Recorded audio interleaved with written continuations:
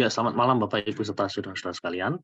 Selamat berjumpa kembali dalam acara GW Jawa pada malam ini. Jadi GW Jawa pada malam ini saya akan membahas perintah yang ke-9 dan perintah yang ke-10 sekaligus. Ya, perintah yang ke-9. Perintah yang ke-9 terdapat di dalam Keluaran 20 ayat 16 yang mengatakan jangan mengucapkan saksi dusta tentang sesamamu. Jangan mengucapkan saksi dusta tentang sesamamu. Nah, pertanyaan kita adalah mengapa ya dusta itu sampai bisa menerobos ke 10 besar. Nah, kalau kita perhatikan 10 perintah Allah itu kan berisikan hal-hal yang penting, hal-hal yang fundamental di dalam kehidupan kita. Yang kalau kita tidak perhatikan baik-baik dan seriusi, ya maka itu akan membuat sesuatu yang tidak baik di dalam kehidupan pribadi kita, di dalam hubungan kita dengan Tuhan secara vertikal, dan di dalam hubungan kita dengan manusia secara horizontal. Ya, kembali kepada pertanyaan, mengapa dusta sampai bisa menerobos ke 10 besar? Kalau membunuh, mencuri, berzina, menyembah berhala, okelah, kita bisa memahaminya. Tapi dusta, apakah ia tidak terlalu remeh dan kecil? Nah, mengapa kita berpikir demikian? Karena di dalam kehidupan nyata, kita melihat bahwa dusta itu adalah sesuatu yang begitu biasa dan lumrah ya. Ya, mana mungkin sukses dalam berdagang, berpolitik, bahkan menyiarkan agama tanpa dalam tanda kutip sedikit banyak berdusta. Bahkan kalau kita sadari salah satu dosa paling awal yang dilakukan oleh setiap orang sejak dini adalah dosa ini. Dosa berdusta, berbohong.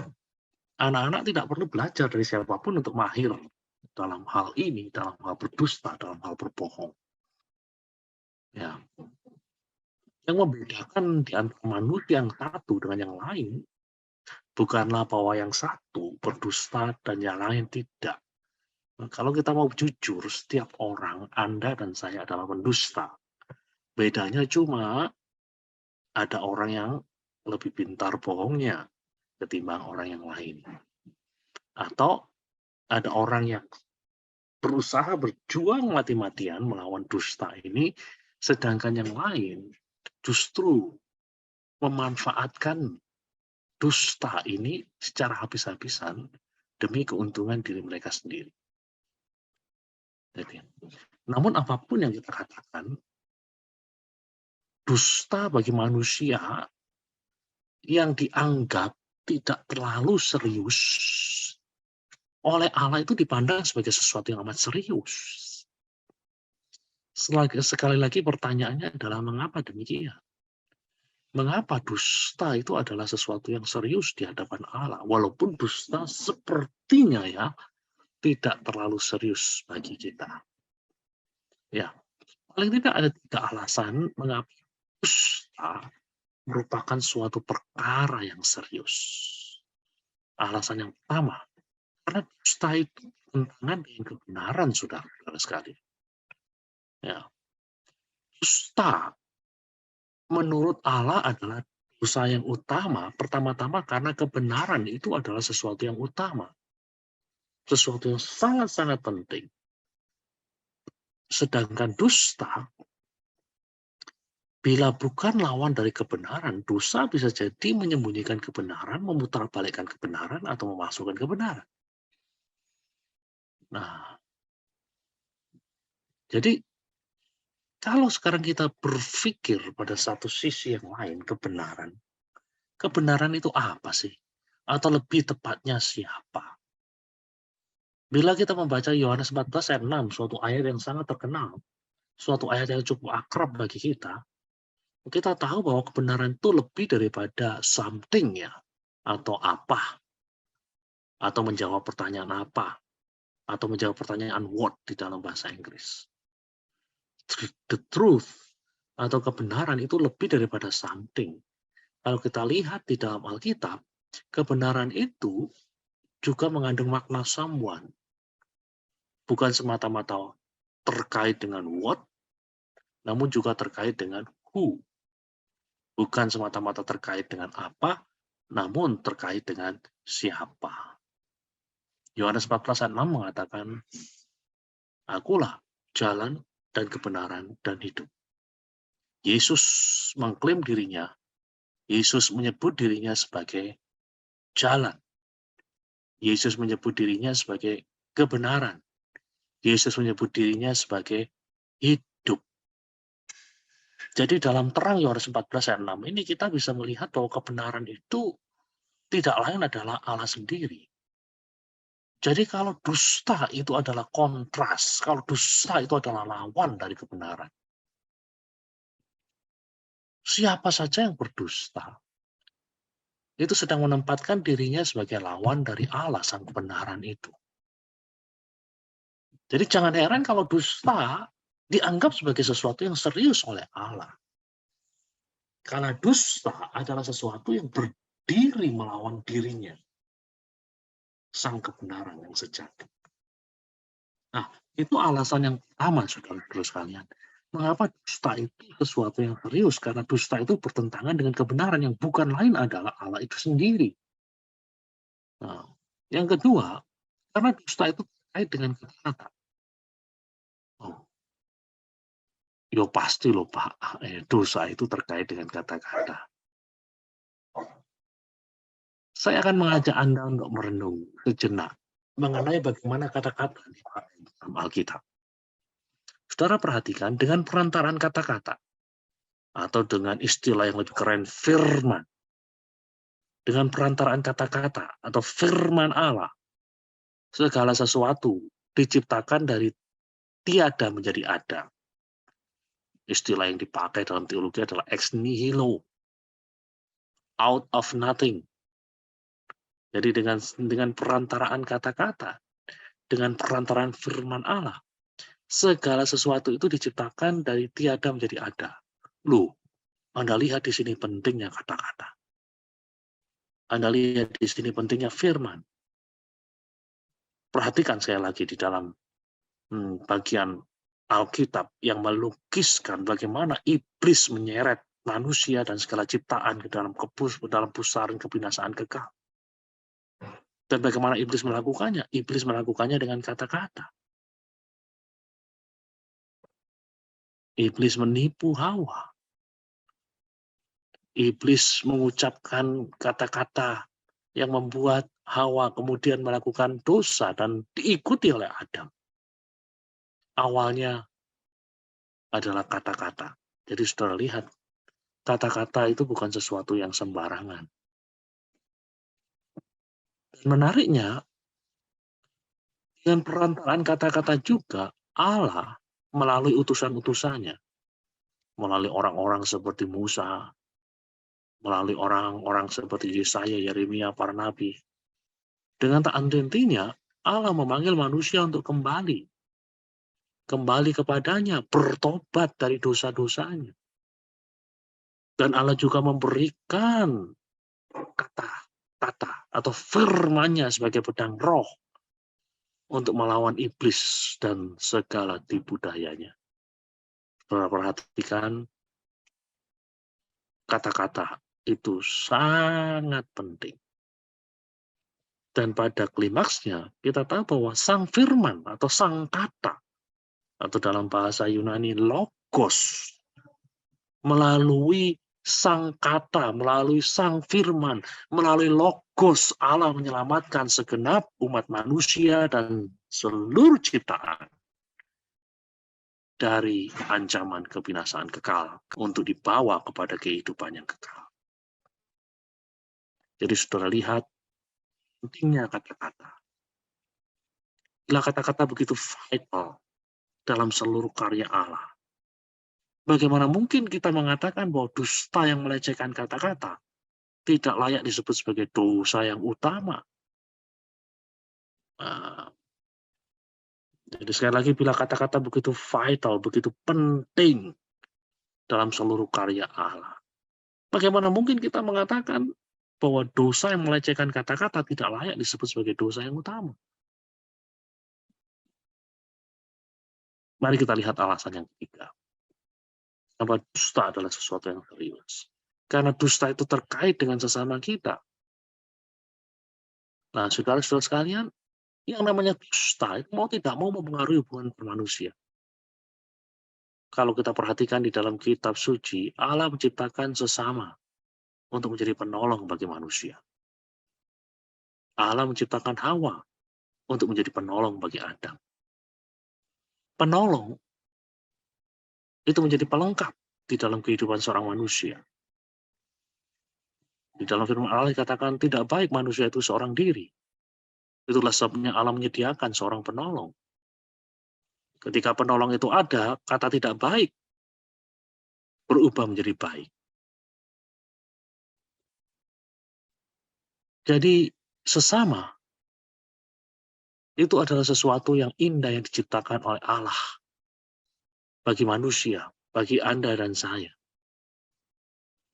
Sesama adalah pelengkap, penolong Anda dan saya di dalam kehidupan ini. Dusta adalah tindakan yang merusak hubungan antar manusia. Dusta merusak hubungan saya dan penolong saya, sesama saya.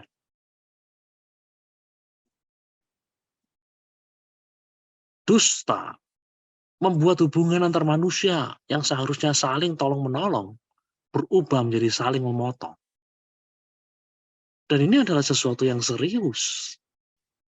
Nah, itulah sebabnya di dalam kitab suci kita melihat di dalam Dekalog, di dalam Dasarita, dosa itu masuk sebagai bagian dari perintah yang ke-9.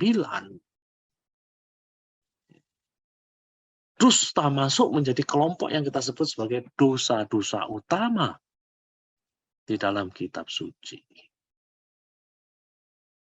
Nah, kita sudah tahu alasan mengapa dusta itu adalah sesuatu yang serius. Alasan yang pertama, terkait dengan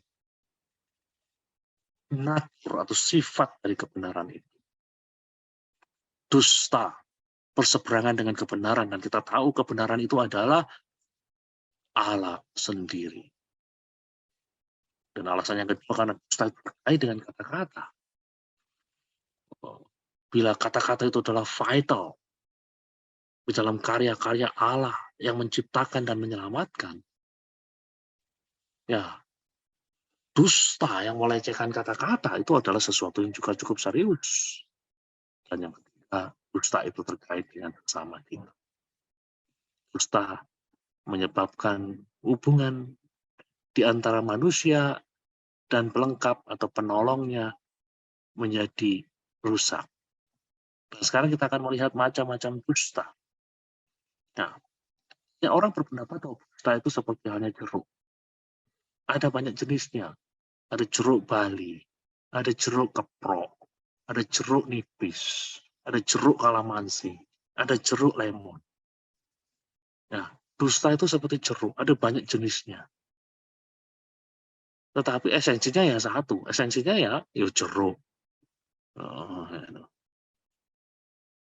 Kita tahu semua esensi atau inti dari dusta adalah mengutarakan sesuatu yang diketahuinya tidak sesuai dengan kenyataan yang sebenarnya. Seorang yang berdusta melihat A, namun dia mengatakan bukan A. Seorang yang berdusta berhadapan dengan fakta B, namun dia mengatakan C. Nah, berdusta adalah mengutarakan sesuatu yang diketahui tidak sesuai dengan kenyataan yang sebenarnya. Kita akan melihat macam-macam dusta. Macam yang pertama adalah mengatakan sesuatu yang sepenuhnya tidak benar. Jadi mengatakan sesuatu yang sepenuhnya tidak benar. Seperti seorang yang sedang bersaksi di dalam dunia pengadilan, dia tidak melihat apa-apa, namun dia ngaku melihat apa-apa. Dia tidak melihat pembunuhan, namun dia mengaku melihat pembunuhan. Nah, dia mengatakan sesuatu yang sepenuhnya tidak benar. Dia melihat seorang laki-laki yang sedang mencuri kendaraan, namun dia mengatakan seorang wanita yang mencuri kendaraan tersebut. Ini mengatakan sesuatu yang sepenuhnya tidak benar. Ini tipe dusta yang pertama. Tipe dusta yang kedua adalah mengatakan sesuatu yang benar tetapi sebagian saja, atau kerap kali disebut dengan setengah kebenaran. Jadi, mengatakan sesuatu yang benar tetapi sebagian saja. Ada sesuatu yang disembunyikan. Nah, ini tipe dusta yang kedua. Tipe dusta yang ketiga adalah berdiam diri, tidak mengatakan apa-apa. Padahal dirinya tahu mana yang benar. Kenapa? Karena mau main aman. Ya, karena dia mau main aman. Supaya dia dapat selamat. Supaya dia dapat katakanlah pujian, sanjungan, supaya dia tidak dimusuhi oleh banyak orang. Nah, dia diam diri saja. Padahal dia tahu ada sesuatu yang salah. Dia tahu ada sesuatu yang keliru. Namun, dia diam saja. Inilah tipe dusta yang ketiga.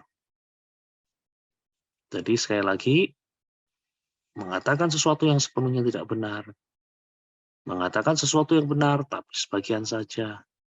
Dan berdiam diri tidak mengatakan apa-apa, padahal dirinya tahu mana yang benar. Karena mau main aman. Ini tipe-tipe dusta. Nah, kemudian kita akan masuk yang berikutnya. Fitnah. Nah, saudara-saudara sekalian, kalau kita berbicara mengenai fitnah, fitnah itu bisa masuk dalam kategori yang pertama dan juga bisa masuk dalam kategori yang kedua. Seseorang bisa memfitnah sesamanya dengan mengatakan sesuatu sepenuhnya tidak benar. Atau seseorang bisa memfitnah sesamanya dan mengatakan sesuatu yang benar tetapi hanya sebagian saja. Atau mengatakan sesuatu yang setengah benar. Saudara-saudara sekalian, fitnah adalah dusta dalam kadar yang paling tinggi. Kalau diibaratkan emas, dusta itu adalah emas murni, 24 karat. Kalau diibaratkan teknologi, dusta itu topnya. Teknologi yang paling top, teknologi yang paling canggih, teknologi yang paling mutakhir. Mengapa? Karena di dalam fitnah itu, semua unsur kejahatan dari dusta itu lengkap terwakili. Di dalam fitnah, ada unsur kesengajaan untuk mengatakan sesuatu yang tidak benar atau tidak sepenuhnya benar. Dan di situ ada pula tujuan, motif, maksud yang destruktif untuk menghancurkan seseorang atau nama dari seseorang atau reputasi dari seseorang. Dan di situ ada bentuk penipuan yang begitu pintar sampai membuat korban sama sekali tidak menyadari bahwa dirinya sedang didustai dan diperdayai. Nah, inilah yang disebut dengan fitnah. Ini termasuk salah satu aspek dari dusta yang harus kita hindari. Jangan sampai kita terlibat di dalam dosa fitnah ini. Karena sekali lagi, fitnah ini adalah topnya dari dusta itu. Nah, sekarang saya akan ajak Anda untuk melihat dusta yang mungkin layak untuk didiskusikan. Dusta putih. Boleh nggak ya berdusta putih? Perhatikan dalam kasus ini. Saudara memiliki seorang nenek yang saudara kasihi. Sedang terbaring sakit. Seorang dokter mendiagnosa tubuhnya, memeriksa hasil-hasil pemeriksaan yang detail dari laboratorium, CT scan, ultrasonografi, foto ronsen, dan yang lain-lainnya. Dan dokter ini memanggil Anda dan mengatakan, nenek Anda sedang mengidap penyakit kanker stadium akhir. Secara medis, waktu hidupnya tidak lama. Paling lama 3 bulan lah. Ya, sekitar 2-3 bulan. Itu daya tahannya untuk hidup. Wah, apa yang harus saudara katakan kepada nenek Anda? Apakah Anda akan berkata seperti ini? Kata dokter, nenek masih punya peluang hidup 2-3 bulan lagi. Karena itu, nenek ingin makan apa? Mumpung masih bisa makan. Apakah Anda tega berkata demikian? Nek, hidupmu tinggal 2 atau 3 bulan. Nah, sekarang nenek mau makan apa? Sebelum ajal menjemput. Apakah Anda akan berkata demikian kepada nenek Anda? Atau Anda berkata seperti kalimat yang kedua? Kata dokter, dalam 2 atau 3 hari ini, nenek sudah diperbolehkan pulang. Dokter sedang berusaha untuk mencari obat yang tepat untuk nenek. Jadi sementara ini, nenek nikmati sajalah apa yang ingin nenek nikmati. Dan terutama mendekatlah kepada Tuhan. Kira-kira jikalau Anda diberi pilihan, kalimat pertama dan kalimat yang kedua, mana yang Anda akan pilih?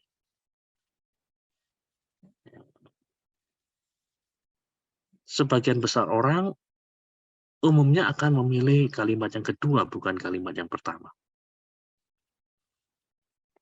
Nah, kalau sebagian besar orang memilih kalimat yang kedua, bukankah kita mengatakan bahwa orang-orang ini sedang terperangkap di dalam dosa-dosa?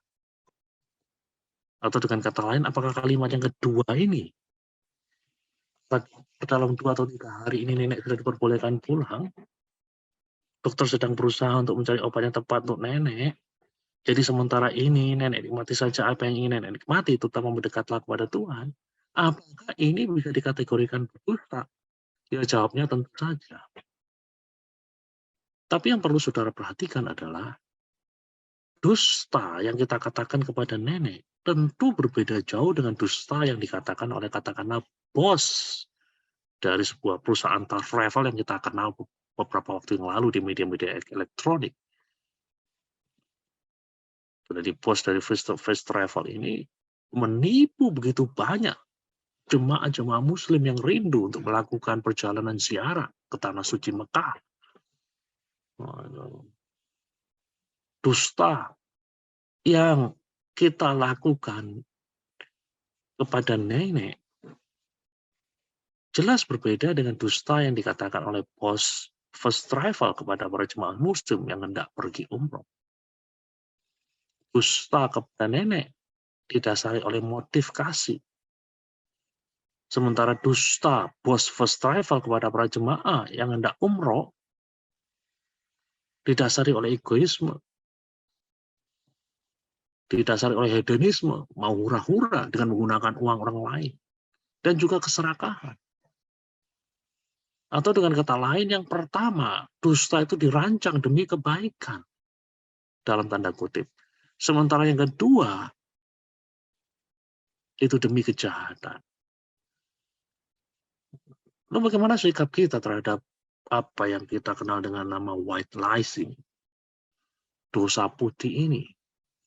Dan ada banyak contoh-contoh kasus mengenai dosa putih ini. Bahkan di dalam Alkitab kita bisa melihat bagaimana Rahab berdusta untuk menyelamatkan pengintai-pengintai yang diutus oleh pemimpin bangsa Israel waktu itu. Nah, ada di dalam sejarah kita melihat bagaimana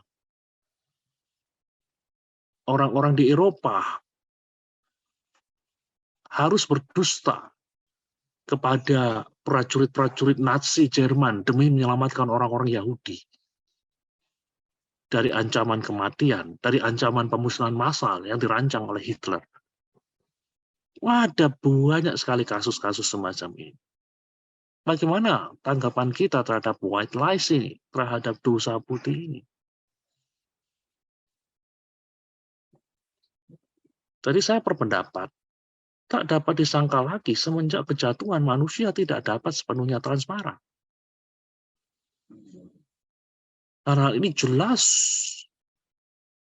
digambarkan di dalam kitab Kejadian. Sesudah manusia jatuh ke dalam dosa, manusia jadi telanjang dan malu. Itulah sebabnya mereka berusaha untuk menutupi dirinya. Jadi kisah itu bukan saja kisah dari Adam dan Hawa, namun juga menjadi kisah dari kita, yang menjelaskan sifat atau natur dari kita sebagai manusia yang berdosa. Suka atau tidak suka. Semenjak Adam dan Hawa jatuh ke dalam dosa, semua manusia tidak bisa sepenuhnya transparan, tidak bisa sepenuhnya jujur, saudara-saudara sekalian. Jadi, dalam terang ini, minimal bagi saya lah, meski semua dosa itu adalah, meski semua dusta itu adalah dosa, entah itu dosa hitam atau dosa putih, semuanya adalah dosa. Dan karena itu adalah dosa, ketika kita melakukannya, dengan motif apapun, entah itu motif kasih, atau bukan, kita perlu meminta pengampunan dari Allah.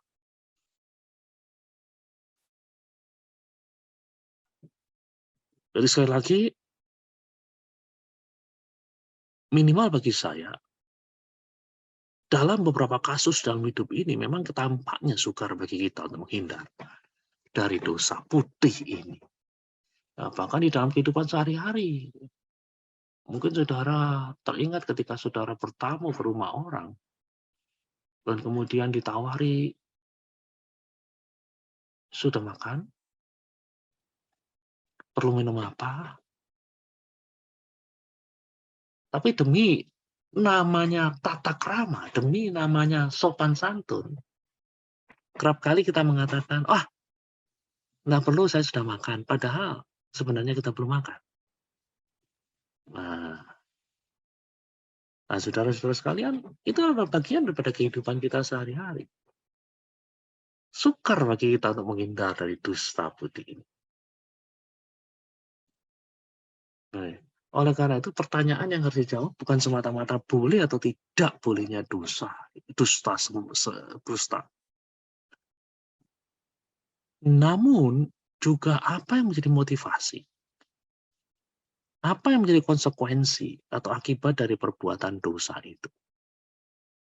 Jadi pertanyaannya bukan semata-mata dosa putih ini boleh atau tidak boleh. Ada pertanyaan yang lebih mendasar daripada itu yang harus kita tanyakan. Kalau kita melakukan, motivasinya apa? Apa yang mendorongnya? Apa yang mendasarinya? Dan kemudian, apa yang menjadi konsekuensinya? Atau akibat dari perbuatan dosa tersebut? Contohnya, kalau saudara pernah nonton sebuah film yang berjudul Schindler's List, sebuah film yang telah memenangkan beberapa piala Oscar, sebuah film yang diangkat dari kisah nyata seorang yang bernama Oscar Schindler, yang berdusta demi menyelamatkan begitu banyak nyawa orang Yahudi. Kita tahu motivasi dari Oscar adalah kasih kepada sesama manusia yang diperlakukan secara tidak adil, yang hendak dimusnahkan oleh pasukan-pasukan Hitler atau rejim Hitler. Motivasinya benar, dan konsekuensi atau akibat dari perbuatan dosa tersebut adalah sesuatu yang luar biasa. Karena begitu banyak nyawa diselamatkan. Ada begitu banyak generasi-generasi yang muncul dari mereka-mereka yang selamat. bisa menjadi berkat bagi dunia. Jadi sekali lagi, saudara-saudara sekalian, hal yang lebih penting adalah apa yang menjadi motivasi dari kita. Dan apa yang menjadi konsekuensi atau akibat dari perbuatan dusta. Namun demikian, saya perlu menekankan bahwa secara umum, kejujuran tetap merupakan kebijakan yang terbaik. Usahakan sedapat mungkin jujur. Honesty is the best policy. Kalau kemudian setelah diupayakan sepenuh tenaga, situasi menuntut yang lain, ini adalah soal yang lain. Seperti yang dilakukan oleh Oscar Schindler. Kalau dia jujur, berapa banyak nyawa yang akan hilang sia-sia. Nah, itu perintah yang ke-9, saudara-saudara sekalian. Dan saya sekarang akan mengajak Anda untuk tiba pada penghujung dari pembahasan dekalog atau pembahasan dasatita, yakni perintah yang ke-10. Saya tidak membuat suatu ulasan yang demikian panjang, tapi sebuah ulasan pendek dari perintah yang ke-10. Keluaran 20 ayat 17 mengatakan, jangan mengingini rumah sesamamu. Jangan mengingini istrinya, atau hambanya laki-laki, atau hambanya perempuan, atau lembunya, atau keledainya, atau apapun yang dipunyai sesamamu. Nah, saudara-saudara sekalian, kalau kita dengan baik-baik, kita melihat betapa berbedanya titah ini dibandingkan dengan titah-titah sebelumnya. Titah ke-1 sampai titah ke-9, itu semuanya menyangkut tindakan manusia keluar dirinya. Umpamanya menduakan Allah, memberhalakan sesuatu, mendurhakai orang tua, mencelakai sesama. Dalam bentuk pembunuhan, dalam bentuk pencurian, dalam bentuk saksi dusta. Itu sesuatu yang menyangkut tindakan manusia keluar diri. Tetapi hukum yang ke-10 ini berbeda. Hukum yang 10 berbicara mengenai apa-apa yang sebenarnya masih tersimpan rapat-rapat di dalam hati dan benak sanubari manusia. Belum sempat keluar, belum sempat merugikan siapa-siapa. Dan kita menyebutnya dosa keinginan. Lihat, jangan mengingini rumah sesamamu, jangan mengingini istrinya, hambanya laki-laki, hambanya perempuan, lembunya, keledainya, atau apapun yang dipunyai sesama. Itu dosa keinginan. Lalu ada pertanyaan yang muncul.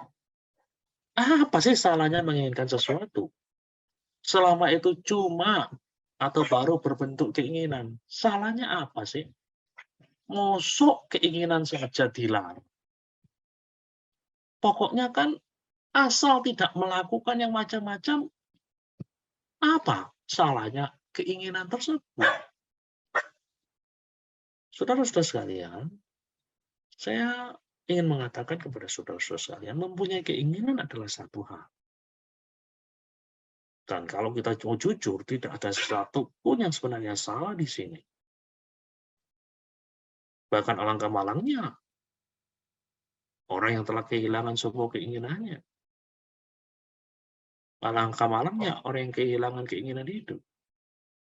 Alangkah malangnya orang yang kehilangan keinginan untuk makan atau selera makannya. Atau kehilangan hasrat seksualnya. Nah, saudara-saudara sekalian, mempunyai keinginan adalah sebenarnya sesuatu yang wajar, normal dalam hidup ini. Namun, kita harus mengerti, mempunyai keinginan itu adalah satu hal. Mengendalikan keinginan adalah hal yang lain. Dan kita harus bisa mengerti perbedaan di antara keduanya. Perbedaan di antara memiliki keinginan dan mengendalikan keinginan. memiliki keinginan untuk makan, atau mempunyai selera makan, itu merupakan tanda kehidupan, sesuatu yang baik. Tetapi ketika seseorang tidak mampu mengendalikan keinginan, nah orang tersebut sedang melangkah menuju jalan kehancuran atau jalan kematian. Tidak mampu mengendalikan mulut dan lidahnya, orang terkena sindroma high kolesterol tinggi. Tidak sanggup mengendalikan mulut dan lidahnya, orang kemudian terkena diabetes.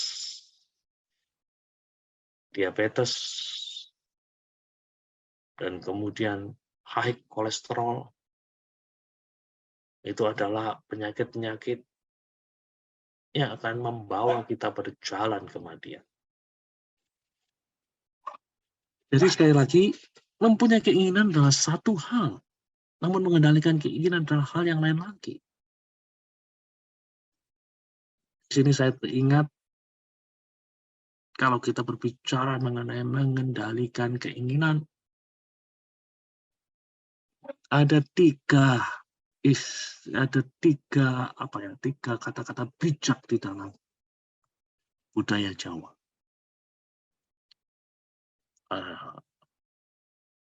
Yang pertama adalah ojo kagetan. Yang kedua adalah ojo gumunan. Yang ketiga adalah ojo pinginan. Tiga jangan ini adalah sesuatu yang penting sekali sebenarnya di dalam pola pemikiran atau filosofi Jawa. Jangan mudah terkaget-kaget. Intinya adalah kita diminta untuk berpikir jernih sebelum memutuskan sesuatu. Jangan mudah terpikat. Intinya adalah kita diminta untuk berhati-hati. Tidak membuat keputusan yang sembrono dan cepat. Melihat barang yang indah, kemudian kita begitu terpikat, dan tidak membuat telaah yang lebih teliti. Tahu-tahu kita tertipu. Jonggumunan. Dan yang ketiga yang terkait dengan pembahasan kita hari ini adalah jangan mudah kepingin, ojo pinginan. Nah, saudara-saudara sekalian, ini sesuatu yang penting. Ojo pinginan ini intinya adalah kita diminta untuk mengendalikan keinginan kita. Sama seperti yang kita lihat di dalam perintah yang ke-10. Perintah yang 10 bukan berarti bahwa kita tidak boleh memiliki keinginan. Perintah yang ke-10 pada intinya adalah kita diminta untuk mengendalikan keinginan. Bukan mematikan keinginan, tetapi mengendalikan keinginan. Di dalam sistem agama yang lain, memang ada perintah untuk mematikan keinginan, untuk meniadakan keinginan. Tapi itu adalah sesuatu yang tidak realistis. Karena selama kita hidup, kita masih membutuhkan keinginan. Perintah ke-10 tidak meminta kita menghapus keinginan. Perintah ke-10 tidak meminta kita meniadakan keinginan. Perintah yang ke-10 meminta kita untuk mengendalikan keinginan. Selaras dengan apa yang ada di dalam pemikiran Jawa kuno. Ojo pinginan, jangan gampang untuk kepingin. Nah, karena apa? Semakin banyak keinginan, semakin besar pula tekanan untuk melakukan kejahatan. Bila Anda tidak secuil pun pernah keinginan untuk menjadi sekaya Raffi Ahmad, maka percayalah, potensi Anda untuk korupsi itu jauh lebih kecil. Jadi sekali lagi, saudara-saudara sekalian, intinya, kalau digambarkan dengan kata-kata figuratif, atau kalau dikalimatkan dengan kalimat-kalimat kiasan, kita bisa mengatakan seperti ini. Bunuhlah ular selagi masih telur. Padamkan api begitu ia mulai menyala. Tambal segeralah perahu yang bocor sebelum keburu besar. Bunuhlah keinginan, atau kendalikan, mungkin kata yang lebih tepat, kendalikan keinginan yang kotor sebelum sempat berbuah jadi tindakan.